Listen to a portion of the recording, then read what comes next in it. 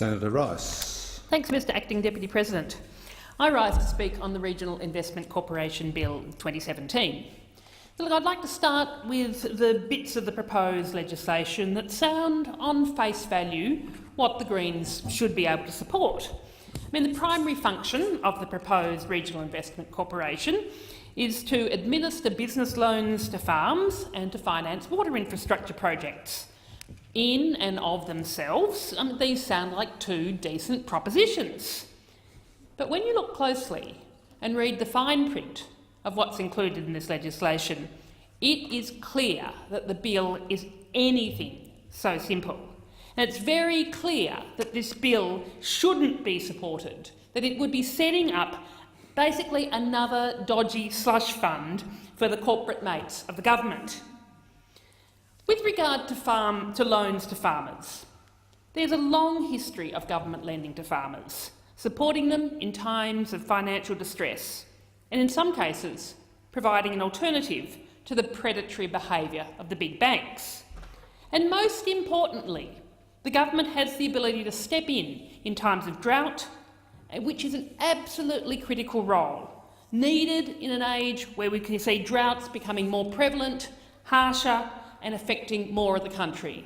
And given the impacts of climate change, global warming affecting our country, and given the lack of action by this government on addressing global warming, it is to be expected that we are going to, very sadly, continue to see more extreme droughts and for them to be occurring more frequently.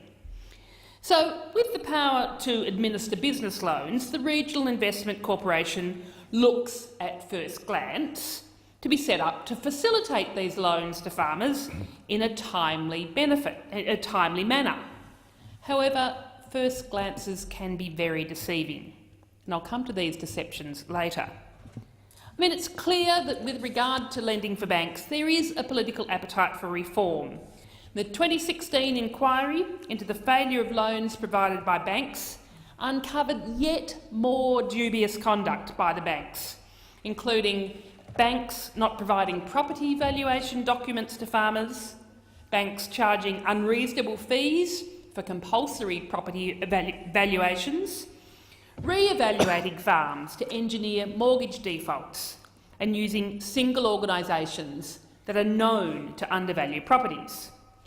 And the Greens agree with both the government and the Australian National Audit Office that there have been problems with the existing arrangements for the government's concessional loans programs, and that farmers haven't been able to access the loans as easily as would be preferred. And we also acknowledge the submission of the National Farmers Federation during the committee inquiry into this proposed bill, which was supportive of the bill, stating that there is hope in the farming community that the lag between political announcements about farm business loan programs and the actual delivery will be significantly shortened. Thus, during tough seasons, a streamlined and centrally administered farm business loan program could prove vital to farmers across the nation. However, the bill being proposed by the government is far from the solution. On the one hand, yes, we've got a problem, but it's a very different question as to whether the proposed solution is the best thing to meet that problem. The answer to this egregious predatory behaviour by the banks is not to give unfettered power to a minister without parliamentary or even cabinet oversight. The Greens are concerned that setting up this Regional Investment Corporation as proposed, the minister has complete discretion on the creation of the operating mandate and on the classes of loans that the Regional Investment Corporation will supply to farm businesses. And there is very little in the legislation to guide or to limit these decisions. We are also seriously concerned about the ability of the Regional Investment Corporation, through a disallowable instrument, to create totally new classes of loans not currently contained within the legislation. This is a radically new and dangerous idea, that the minister responsible for a government corporation should have such a wide-ranging ability to change its operational objectives, the very objectives of the corporation, with very limited parliamentary or cabinet oversight. It is putting far too much power in the hands of one minister. A second function of the Regional Investment Corporation is to administer, on behalf of the Commonwealth, financial assistance for water infrastructure projects, which are granted to the states and territories prior to the enactment of the Regional Investment Corporation Act. But alarmingly, this legislation would allow the minister to have the power to point the board to fund specific water infrastructure projects without any requirement for a cost-benefit analysis, any environmental impact statement, or any conflict of interest considerations for the minister. This is an obscenely unaccountable way to do infrastructure development, and it would put both the financial solvency of the Regional Investment Corporation and the health of our waterways seriously at risk. We have already seen, we have evidence from this government about what happens when too much power is held by too few select ministers when it comes to the Murray-Darling water. In the light of this, it would be totally the wrong direction to go to give further power to a partisan person to administer something as critical as water infrastructure, to give Minister Joyce further power to direct issues, to direct investment in water infrastructure. Just this minister that with the issues of water in the Murray-Darling Basin, the proven water theft from the Murray-Darling Basin has seemingly been incapable of tackling that issue. We also understand that the bill would allow the minister to point and to propose the preferred location for the corporation. And of course, Minister Joyce in May stated that he intends to locate the Regional Investment Corporation in Orange, which is of course bang in the middle of the seat that the New South Wales Nationals lost to the Shooters and Fishers at the 2016 by-election.